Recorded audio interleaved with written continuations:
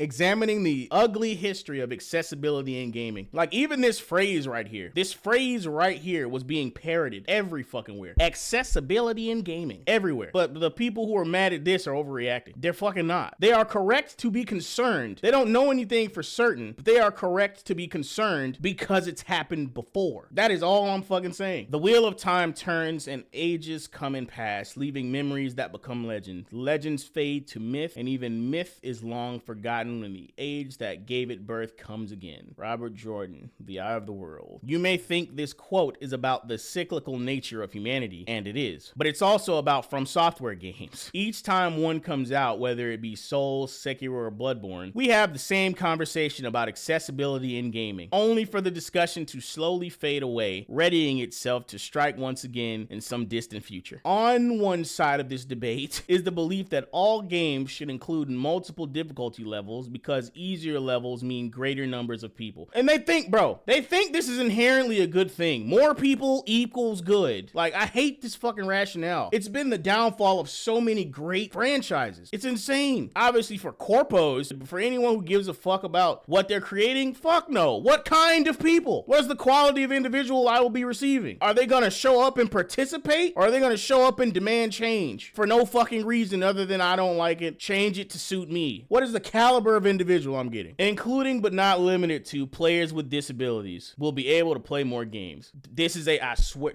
I'm telling you, this is a fucking shield, dude. They're using the disabled as a fucking shield, dude. That's what they're doing. On the other side of the debate are those who believe that creators should be able to create what they want and that games based around intense difficulty and skill are, when done well, developed with these components in mind and therefore should not be forced to cater to everyone. And so the wheel turns. So anyway, the more we get into these articles, right, I'm going to take a break here to rant. Maybe you're going to start to understand why people who are fans of the Doom franchise, which is actually a game known for being somewhat difficult and challenging, would be worried when they fucking see accessibility sliders. You might start to goddamn understand. These arguments hit many of the important points about accessibility, but there are other angles to consider. Accessibility in gaming is not just about making games playable by as many human beings on Earth. Or if it is about that, there are reasons for making them accessible. It's important to recognize and understand the social contexts that contemporary games are designed, created, and published in. For example, anyone with more than a passing interest in gaming has heard the statistics about how, contrary to long-held beliefs, women are very present in gaming. A vague statistic saying that the presence of female gamers is hovering around 50% has existed in my brain for years. While I'm not exactly sure of the statistics, it's clear that women in gaming have become considerably more visible in recent years. Well, what kind of stats, bro? We need the stats. We need real stats. Like who? God damn it. That's a whole conversation by itself because they start counting shit. When you think of a game that a gamer would play, and by like your average gamer, it could be any male person. The average gamer, male, right? What kind of games are they using in these fucking examples? Because there's certain types of games that males specifically play, and those would be considered actual video games. Like, is the example Halo, Call of Duty, Gears of War, fucking Street Fighter? You know what I mean? Like a gamer's game, like Assassin's Creed 2. What games are they using in these fucking examples to say that female gamers are around 50%? What are these fucking examples? What are they? Is it dating sims? Are you counting the dating sims and the Candy Crush and the Animal Crossing? The Path of Daggers. The games women play, but we value the types of games women often play differently. Thus, even when women are present in gaming at large, they're still excluded from major segments of the gaming community. If you ask a self-identified gamer to decide between Grand Theft Auto 5 or Candy Crush, they are much more likely to pick GTA as the real game. Devaluing the games women play is not a recent trend. God damn it. This is what's stupid, right? The games aren't being devalued because women play them. It's because they're not real video games. I'm sorry, they're not. When motherfuckers think of video games, they do not think of fucking 3-item match games and fucking Peggle and Uno and fucking Tetris. They don't think of those types of games. When people think of gaming, they do not think of fucking puzzle games. They don't. Unless it's puzzle puzzle games like Limbo, but that's different. There's an element of danger in that game and actual challenge. Like, there's certain types of puzzle games gamers might consider real video games, but Candy Crush, Peggle, fucking Puzzle Fighter, goddamn Uno, and fucking pinball, that's not what people are gonna fucking pick as a video game. Sorry, it's just not. That's not what the majority of the market looks for in a video game. I'm sorry. It's not because women play them. But anyway, devaluing the games women play is not a recent trend. Even if it's easiest to identify in the supposed legions of Farmville playing housewives for most of my childhood, there were video games, and there were video games for girls. For Interactive's line of Nancy Drew puzzle games says it right there in the developer's name, and I doubt a lot of men were picking up the Barbie or American Girl doll games that were so formative in my early childhood. So many women I know completely light up when you mention the Nancy Drew games, and these women don't consider themselves gamers. There you go. A crown of swords. Women in online gaming. But while women have played games, women historically haven't been welcome, and often still aren't, in many online gaming spaces. That is bullshit. Women don't typically like video games. Men in the audience, be honest. Whenever you were caught playing video games, who would give you the most shit? Reading comic books, action figures, collecting figurines. Who would give you the most shit? You're too old for that. Who would give you the most shit? Exactly. Mother. Be real. They don't fucking like them. It's not that you're not welcome. Bro, dudes simp for chicks in video games. Like, that's a whole meme. I know there's also the meme of show bobs and shit, but there's also the meme, especially in MMOs, of protecting the healer and trying to help the girl in the MMO. Like, there's just as many of those. And oh my God, there's a girl at the arcade. Like, there's a bunch of that shit too. Like, what are you talking about? Women aren't welcome. It's bullshit. There's tons of guys who would love for women to take a genuine interest in the shit that they like. What the fuck are you talking about? Like video games with your girlfriend, right? I'm pretty sure dudes enjoy that. What the fuck are you talking about? Women aren't welcome in video games. Whoever thinks this is an idiot. Men have never not wanted women to like what they like. They just don't like when they change it. That's the fucking difference. If you're gonna like it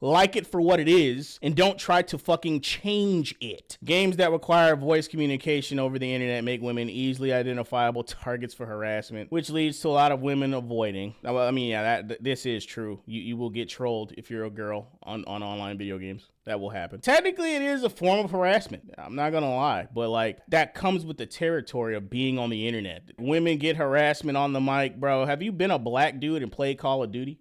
Have you ever been a black dude and played Call of Duty? Did we get off the fucking game? Did we go cry in the corner? Oh my God, I'm gonna avoid Call of Duty. Fuck no. Fuck no. I'm still getting on the Call of Duty and pissing off these white kids. That shit was funny, bro. What are you talking about? That's part of a young boy's formative years, dealing with fucking adversity. And that's why it's so relatable to a lot of young men and boys. That type of shit. When somebody's talking cash shit and they get their ass handed to them. That's part of growing up for a lot of young men and boys. Water off a fucking duck's back. While the harassment women receive in gaming is well documented, the secondary effect that excluding women from certain types of games often goes unaddressed, even as it continues to have a major impact on gaming today. I've seen it myself. While I consider myself a lifelong gamer, I had never gravitated towards online multiplayer games or first-person shooters, something that held true even when I started writing about video games until I started playing Overwatch, that is. I'm not alone in this either. Overwatch was the first team-based shooter for many women, or the second if they came from the somehow still around Team Fortress 2 player base that was hobbling along in 2016. Overwatch's characters run the gamut. The what? The gamut? When it comes to skill level. By the time I started playing the game a couple years after its release, it was common for any identifiable women, gender being judged on voice or username, to be ridiculed for playing any non-healing role. Women can be Mercy or Lucio or Medic, but God forbid they choose Hanzo. Just talk shit. Just talk shit to them. That's all you have to do. Talk shit and or be better at the game than either one. Most effective, be both at the same time. Anyway, that's right. As absolutely ridiculous as it sounds, hundreds of hours playing Overwatch made it clear that 1950s housewife stereotypes have somehow translated into video games. Healing is for girls while DPS is for boys. It's Barbies versus action figures for a new generation, and so the wheel turns. Yeah, you know how many people's mothers get harassed in video games for absolutely no reason? Mom in the background making dino nuggets, catching strays, dog. What, they maid did to your mother last night. Or if you're a black guy, dad went to go get the milk.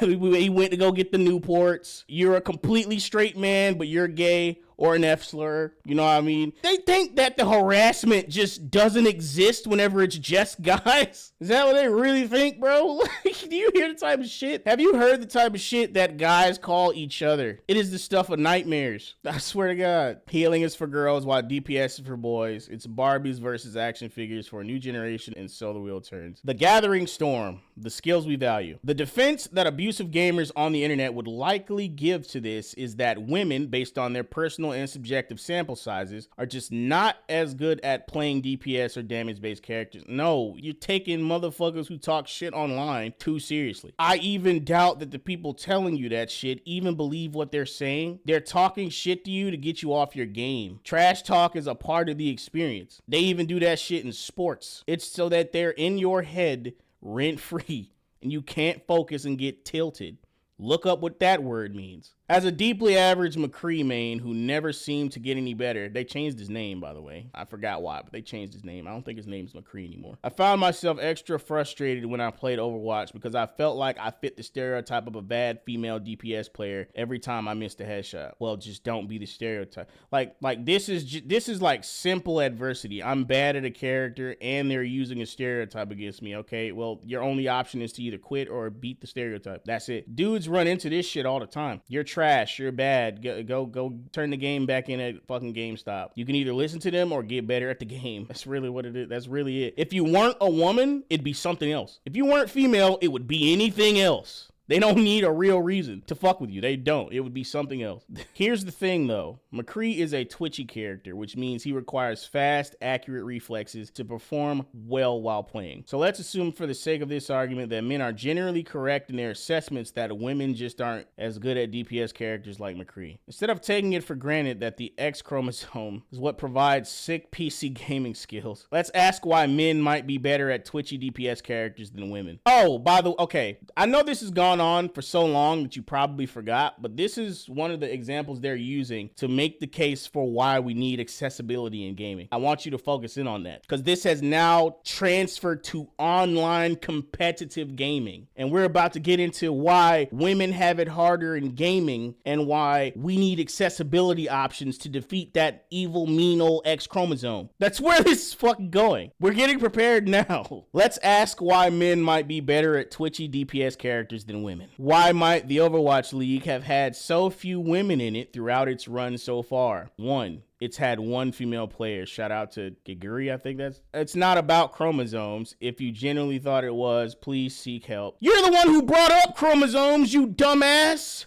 It's not about chromosomes. Why'd you bring it up then? What was the point of bringing it up? It's that the best Overwatch players have usually been playing twitchy shooters their entire lives. At the same time, the games women historically trend towards aren't valued or judged on a competitive monetary scale. What you mean to say is women do not prefer competitive games because they're different and they like different things than men. They are choosing to play something else, and there's nothing wrong with that. But you're the only people who think that there is something wrong with that. That's why we need accessibility. Oh my God. No matter how much time I spent honing my gunslinging skills, I didn't have the decades of experience in Overwatch's predecessors necessary to really bring home the gold. I promise this is not about my own dashed Overwatch League dreams. My average skills are not the baseline. Some women do have years of experience in twitchy games despite hostility from men in the genre, while others never experience that hostility. Props to them. They're not bitch made. I guarantee you've experienced some hostility as a gamer, female or not. There's no gamer alive that hasn't experienced hostility. You have. You've run the fucking gauntlet. In contrast, others are virtuosos who can pick up a new gaming genre and instantly be good at it. As a whole, though, women are societally disadvantaged. Fuck. There it is. As a whole, women are societally disadvantaged in competitive twitchy gameplay.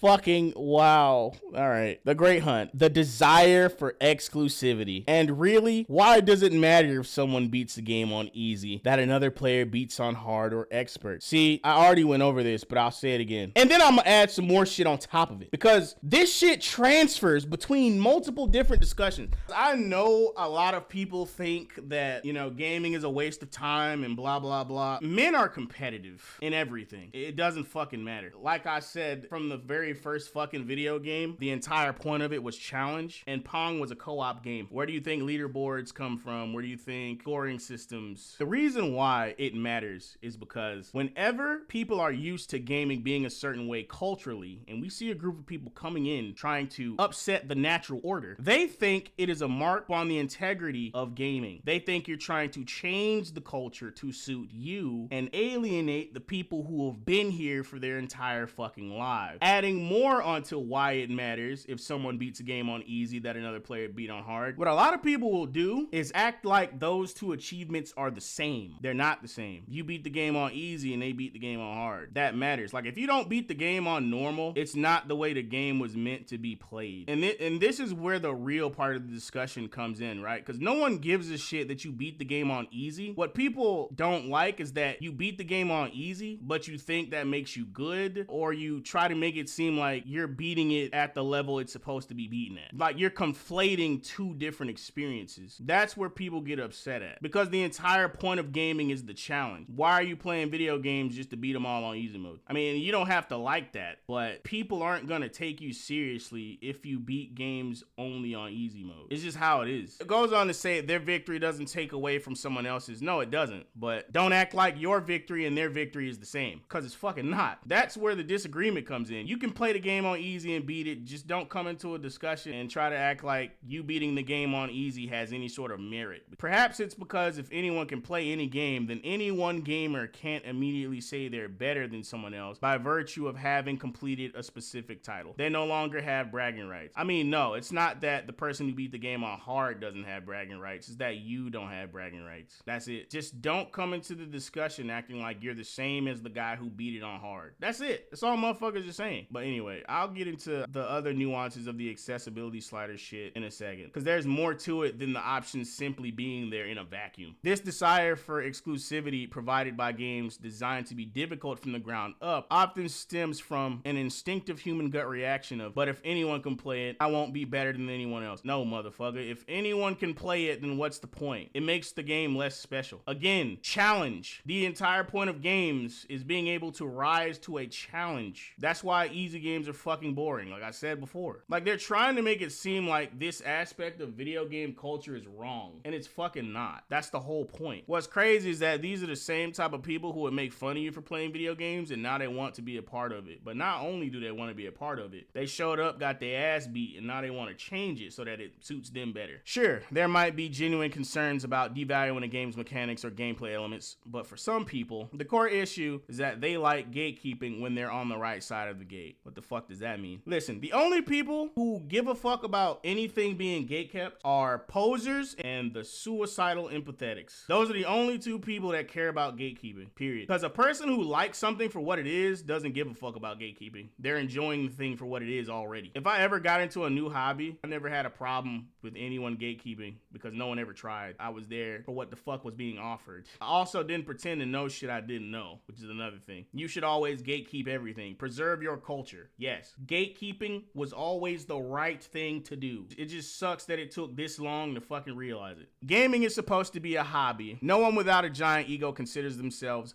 better than others at watching TV, and few people argue with someone who doesn't like a specific show because they got bored. Yeah, but there's no competitive TV watching, dumbass. There's no competitive element to those things. This is a fucking false equivalent. What was even the point of this example? They're not usually blamed for disliking the show. The fault lies with the product for not being interesting or accessible enough to the consumer. No one fucking talks like this. No one fucking talks like this. I've never heard anyone who liked the show talk to their friend who didn't like the show and say, well, if you didn't like like the show, the fault lies with the product for not being interesting or accessible enough to you as the consumer. No one fucking talks like this. TV is art. No, it is entertainment. TV is entertainment. So are games. No, they are not. They are entertainment. That's why there's a fucking distinction. Arts and entertainment. Arts and crafts. There's a distinction. Stop trying to make them the same. But when we exchange money for them, there's a contract between the developer and the player that they will meet in the middle. For many people, difficult games aren't meeting them in the middle because you're not fucking gamers. You don't like video games.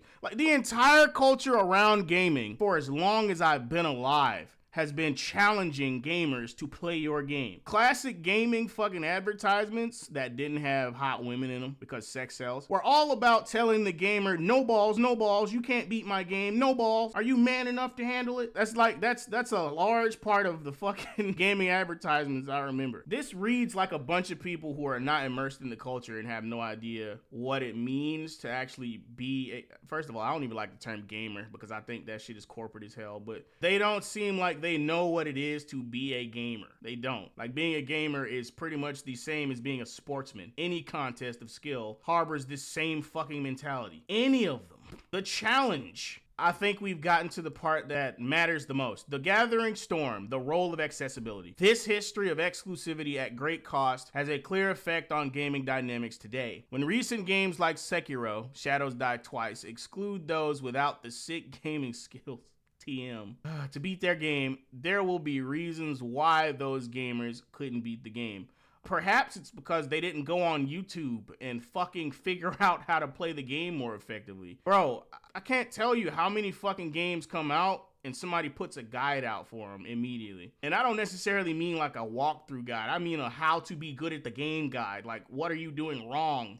Become overpowered early type shit. I guess that counts as a walkthrough too, but you get the fucking point. There's ways around this skill gap you fucking Nimrods are experiencing. It's easily correctable. You're just not doing it. And a lot of this shit doesn't even take as much time as you're fucking asserting. I guarantee half the shit you do wrong when you play these games can be corrected in one fucking session. A lot of alienated From Software players are inevitably women who don't have the lifetime. Bullshit. Okay, all right. Listen here. I don't believe women are being alienated from Software games. I think they're just not interested in them. The vast majority of them.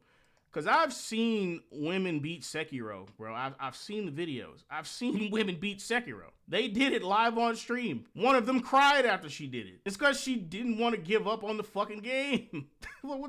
What are you talking about? There is no barrier to entry for video games. You go to GameStop, which is dead now, but you get the point. You go to GameStop, you buy your fucking console, you buy your fucking game, you put it in the fucking disc tray or download it off the online store, and you play that motherfucker. There is no barrier to entry. What are you talking about, alienated? And we're talking about a single player game. You don't even have to talk to anyone to play it. Oh, dear Lord. A lot of alienated From Software players are inevitably women who don't have the lifetime of experience needed to pick up Souls game mechanics as easily as their male counterparts. And so male players, seeing mostly other men, will continue to believe that women don't like or aren't good enough to play difficult games, bro. They just don't want to accept that men and women have different interests. The average Souls player has lost count of the amount of deaths that they've had throughout their entire experience playing a Soulsborne or Sekiro Dies Twice game, bro. There was a community on PS4 called Soulsborne Dies Twice. People who play those fucking games have lost count of how many times they failed before they beat the game. What are you talking about? As long as you're willing to try again, you can beat the fucking game. Who said you only fail when you stop? Fuck, I can't remember who made that quote, but you only fail when you stop. This is the prime example of that. You literally only fail when you give up. That's it. I remember playing Bloodborne, dude. I was stuck on the Orphan of Kos boss fight, bro. I was getting obliterated by that boss. I put the game down for fucking 3 months. I put Bloodborne down in front of that boss for 3 months. 3 months later, I picked the game back up and I finally beat the fucking boss. You literally only fail if you give up. Like, that's it. This exclusion punches down, vindicating male gamers as better than those that just couldn't cut it. No, you're getting filtered. When you can't beat a game when it's too hard, you're not being excluded, you're being filtered. Like, that's an actual term motherfuckers use. And it's not that you're better than someone else because you beat the game. It's that you can claim that you beat the game. Like, bragging rights is also a thing. That's why there's achievements in games. You know how worthless achievements are gonna be if every game has a fucking easy mode and you can get any achievement on any mode? It's fucking stupid. Achievements gonna be completely fucking worthless. Ignoring a history of exclusion that prevented many people from gaining those skills in the first place. Accessibility in gaming is about making games playable on many different fronts. It isn't just about disability or bringing games to younger players, both laudable goals in their own right. Accessibility is also about acknowledging how excluding women and other minorities has created hostility for societally othered groups in gaming spaces. You see that shit right there? You see this shit? This is what it was all about, folks. This right here, this is what it was all about.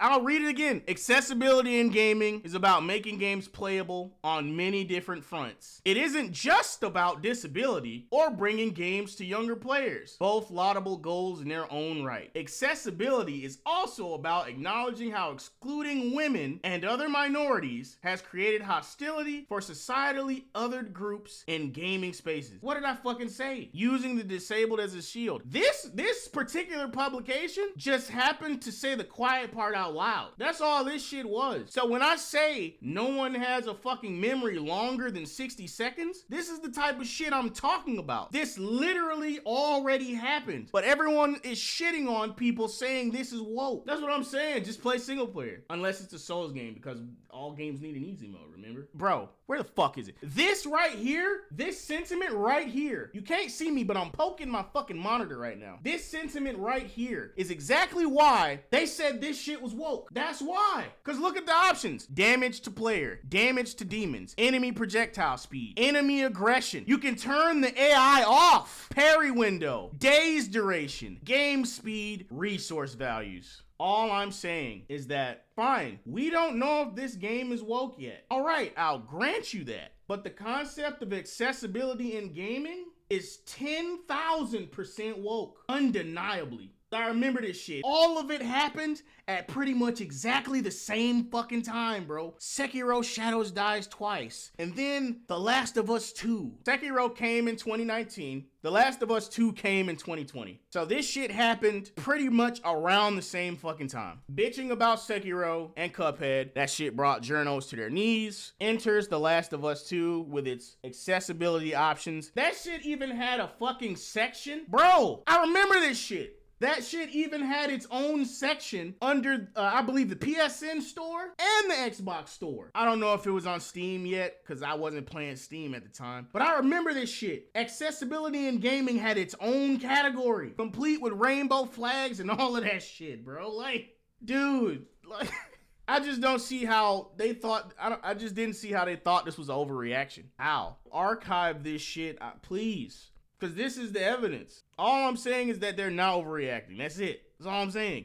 I'm going to read this whole thing. Accessibility in gaming is about making games playable on many different fronts. It isn't just about disability or bringing games to younger players, both laudable goals in their own right. Accessibility is also about acknowledging how excluding women and other minorities has created hostility for societally othered groups in gaming spaces. This has devalued their gaming experiences, focusing on the ones they've been excluding from instead, and then blaming the excluded parties for not being good at the games they've been kept away from. Again, no, you have not been excluded. You've been filtered. You played the game. You were allowed to buy a console, buy the game, play the game. You were filtered because you didn't get good. People say that get good culture was one of the worst things to come about from the Souls shit, but what they don't understand is get good was a thing prior to Souls. Get good was revived by Souls. Get good was always a thing. It might not have been expressed in that same way, but it was always a fucking thing. Insisting on the validity of skill-based twitchy games perpetuates the same gender. Some dumb shit is underway. Some shit takes are under fucking way. Dear God. Insisting on the validity of skill-based twitchy games perpetuates the same gendered gatekeeping that's been around for decades. What the fuck does that mean? Gendered gatekeeping. You think there's no men that fucking suck at video games? Men are never told to get good? This is gendered gatekeeping. Okay. Fucking A. We've come far enough that saying women can't play based on their gender itself is obviously bad, or you'd think it would be. So relying on a skill-based argument while ignoring all the social context behind the popularity of certain types of games is just a new version of this gatekeeping, and so the wheel turns. Game hard, women most affected. It's funny how conveniently all roads lead back to sexism, even though the skill-based argument includes everybody in a fucking dog. Lord of Chaos. Artistic expression in gaming. I am not saying that women aren't skilled at playing video games. Well, shit, you could have fucking fooled me. They are. You could have fooled me. Those games are simply not valued, and they're not the games people recreate with higher and higher difficulty scales until it becomes a genre unto itself. In fact, it's borderline impossible to earn a living off games women are often good at least without a Twitch account. Oh, so we're just gonna immediately backtrack. We're gonna immediately backtrack our statement by saying without fucking it. All right. What about art for art's sake, right? People can create whatever they want, but it's worth asking why people want to design games that rely on difficulty in the first place, as well as what it says about the games that get popular. When I look at that moment of conception to why people are driven to exclude others in prioritizing difficulty, so much so that it becomes an integral component of gameplay, I get that urge for creation myself. Yeah, make your own easy ass games. Make them. Compete in the market. Please, compete in the market. What the fuck do they mean? Why people are driven to exclude others? What does that mean? First of all, you are not owed inclusivity. People don't have to include you in shit. That goes for everyone. You get in where you fit in or get the fuck out, period. That's every game ever made, ever. Shit, everything ever made, ever, really. Any medium. Again, when you try to make something for everyone, you make something for no one. For example, I love to see games with high difficulty. Could have fooled me. I'd love to see games with high difficulty scales based on mechanics used in the misaligned or sidelined female marketed genres. You would not like to see that. I guarantee you would not like to see that. As a thought experiment only, of course.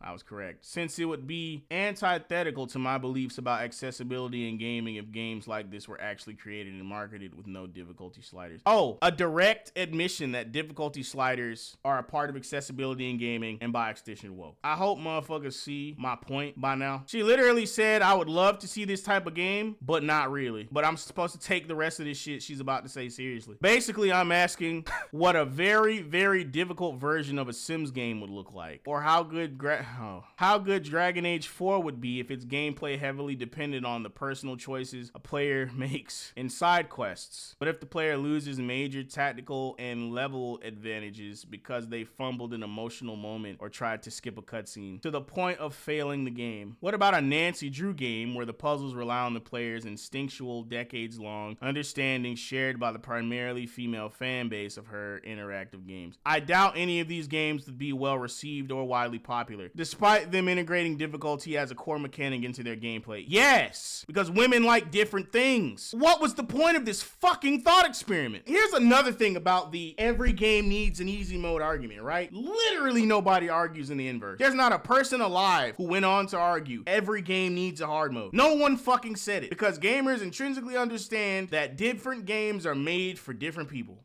Different games have different points, different goals, different structures. Every game shouldn't be any certain type of way, because that's the point. Saying that every game needs easy mode is like saying every ice cream flavor should be chocolate. Some people don't like chocolate, dumbass. That's why there's more than one flavor. Naysayers of accessibility argue that this integration is artistically valuable, but these games wouldn't appeal to the main demographic that applauds challenging gameplay, because they don't award the types of skills that mainstream gaming culture has traditionally rewarded. Thousands of games come out every second of every day, so I'm sure there are games out there like the ones I have posited. They certainly don't garner the same kind of attention from software games have. A memory of light, and so the wheel turns. It will take time, decades even, for large groups of women to gain the elite gamer skills. She typed it out in elite speak. In genres they have been traditionally excluded from. Again, this word excluded. No, you have not been excluded from games. It's a fucking lie. There are two ethical courses of action moving forward. The first is to facilitate online environments where women feel comfortable being average. Sometimes bad, sometimes good, and all human for long periods of time. Just like anyone else. No, not just like anyone else. Because if you're bad, there's a chance you will be made fun of. People who play video games understand these dynamics. Eventually, some of these women will inevitably, as the kids say, get good. After all, the male McCree mains at my skill level likely never felt like they were misrepresenting their entire gender whenever they had a bad game. Yeah, because men don't think like that. And I say this as if women do, when this is clearly a feminist and only feminists think like this. I'm misrepresenting my entire gender because I was bad at playing a video game. That shit's ridiculous. Seek help. The second is to start valuing all games and all the gamers who play them as much as gaming culture values male-centered gaming experiences traditionally. Gaming is a male space. Men made it, men have maintained it, men enjoy it. It's male dominated for a reason. If you're a woman and you want to participate in games, you're gonna have to accept that shit. I'm not even gonna lie. The majority of pop culture is male dominated. If you like those things and you want to be a part of those things, just understand that is the case. And the only people who are trying to infiltrate these spaces and change them to their liking are fucking intersectionals and feminists. And that's why we're having this disagreement. And this is why it's important that you have a long fucking memory. Because as I've said a few times, this Doom the Dark Ages discussion has pretty much already fucking happened. This article is proof. I'm sorry that shit took so long, but I had to make this point. I just got fucking tired of people making it seem like the Doom players who called this shit woke were crazy.